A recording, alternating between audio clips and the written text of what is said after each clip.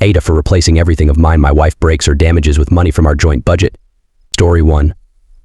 My wife has no concept of how to care for things. She buys cheap shit and replaced it when it breaks or wears out. I buy the best quality items that I can reasonably afford. I knew this about her going into our marriage.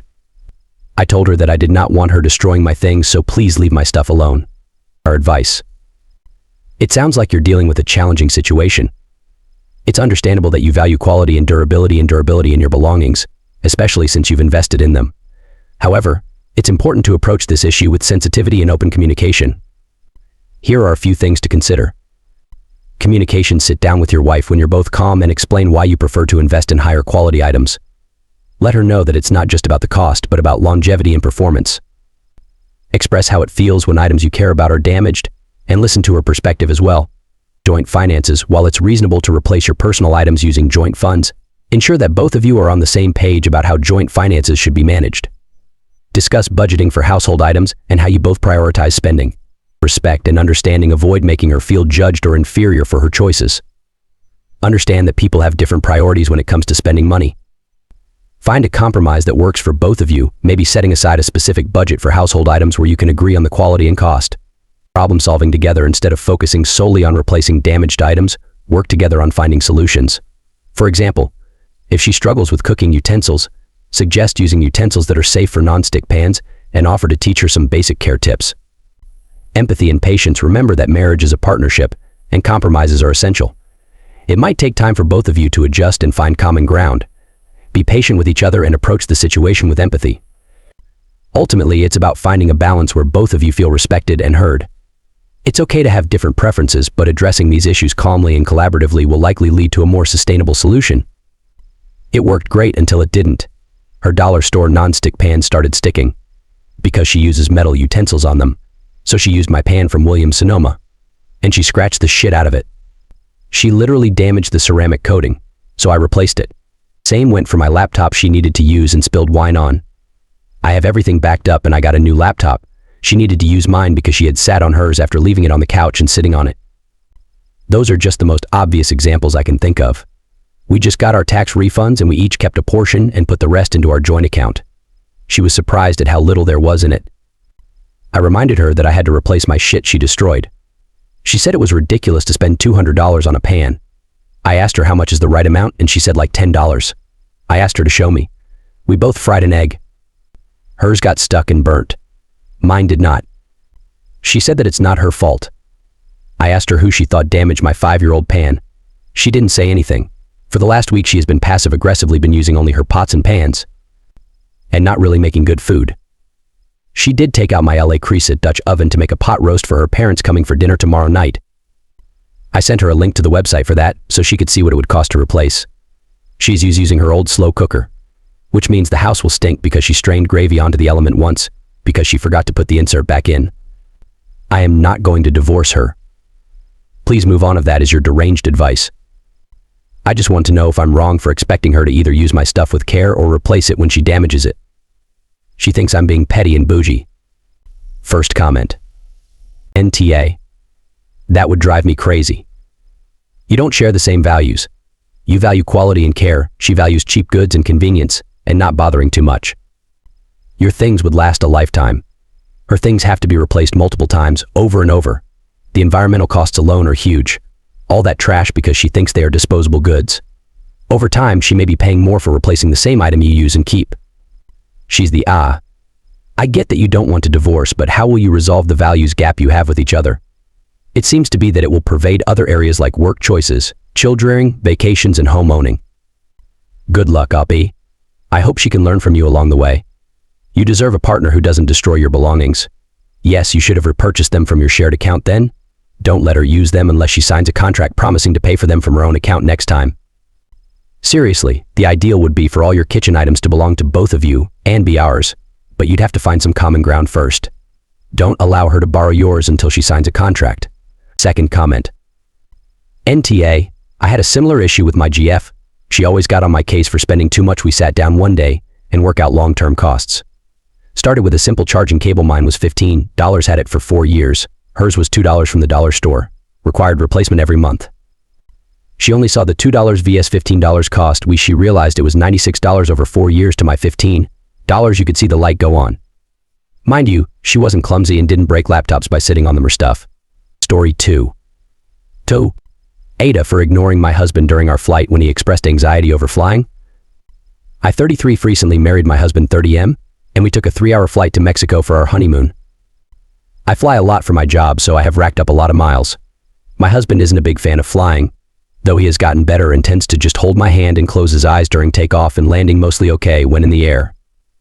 When I booked our flights, I requested to use my points if an upgrade to business class became available, but made it clear I only wanted this upgrade if 2 seats became available, and then basically forgot about it. Then comes the day of our flight. I was so excited for this trip. I checked us in online, all is going well, and then when we go to board, the person scanning out boarding passes stops us. She says it seems that my husband was upgraded to business class, but only him, and asks if that is okay. I immediately say no, we are on our honeymoon and would like to stay together. But then my husband jumps in and says, no, it's fine. I'll go to business class. I look at him in complete shock, and he tells me that I fly all the time and have been in business class before, but he hasn't. So he deserves a chance to experience it. I see we are holding up the line, so I feel like I just need to agree and get on the plane. To say I am pissed off is an understatement. He is all smiles, taking his seat, and I go back to my seat where they sit me next to an old woman with a baby on her lap where my husband should be sitting. Within maybe 5 to 10 minutes of sitting there, trying to hold back tears because my husband left me alone on our flight during our honeymoon and uses my points for his upgrade no less, he starts to text me saying he feels anxiety over flying. I ignore the texts and stop looking at my phone.